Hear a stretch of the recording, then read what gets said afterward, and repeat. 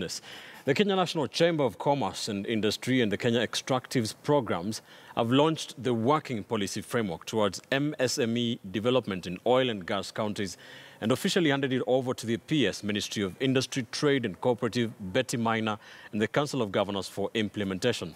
The framework seeks to provide a guiding framework outlining the types of targeted policy interventions that the 5 identified county governments, namely Baringo, Elgeyo Marakwet, Marsabit, Turkana and West Pokot, can adopt to facilitate the development of MSMEs supporting the oil and gas sector. The framework also picks lessons from across the world, including academic theories, expert input and case studies from Angola and Chad.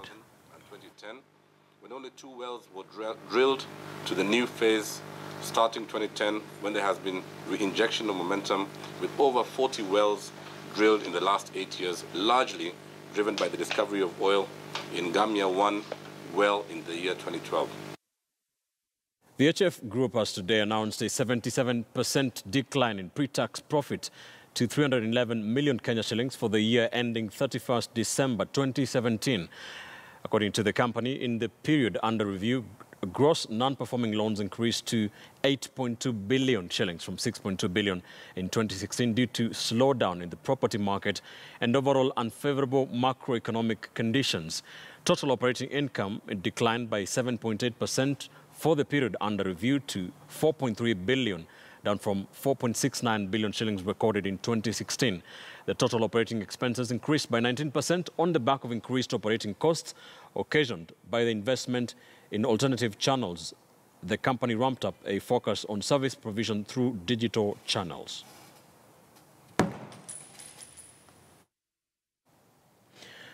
Elsewhere, Liberty Kenya Holding PLC, the holding company for Liberty Life Insurance, Kenya and Heritage Insurance Kenya's reported profit after tax increased from 627 million Kenya shillings to 845 million, representing a 35% growth, as the gross earned premium revenue also increased from 9.6 billion in 2016 to 9.7 billion shillings last year. Total assets increased from 34.9 billion in 2016 to 37.1 billion in 2018. The group continues to be a key player in the insurance sector, both in Kenya and Tanzania. During the year, the group sold non-strategic subsidiaries, specifically created to own a property in Naivasha. Now, Stanley Fahari iRights has announced a net profit jump of 61% to 171 million shillings, up from 129 million in 2016, supported by growth in rental and related incomes. The improved performance is despite challenging economic conditions that prevailed in the year, including the prolonged electioneering period and interest rate capping.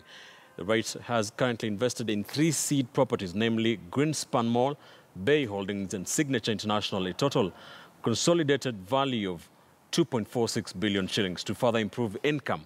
The REIT has identified a cinema operator who is expected to start operations in 2018 from its largest asset at Greenspan Mall.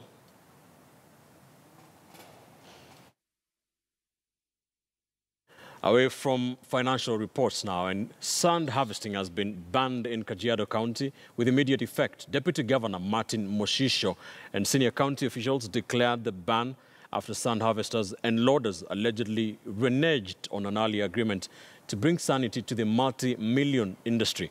One of the areas of discussion was to stop overloading and the obligation by the transporters to pay the county its monthly levies. Imewezwa kupigwa marufuku hapa Kajiado, na nitume ujumbe huu kwa wenye malori kwamba lori yako ikija shikwa,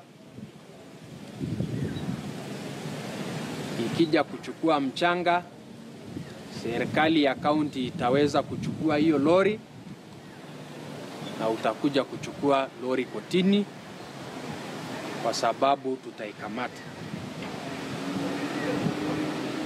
Kwa hivyo mpate ujumbe huu na watu wa Kajiado wajue kwamba mwelekeo huu tumetoa kama kaunti ya kuweza kuboresha ile mali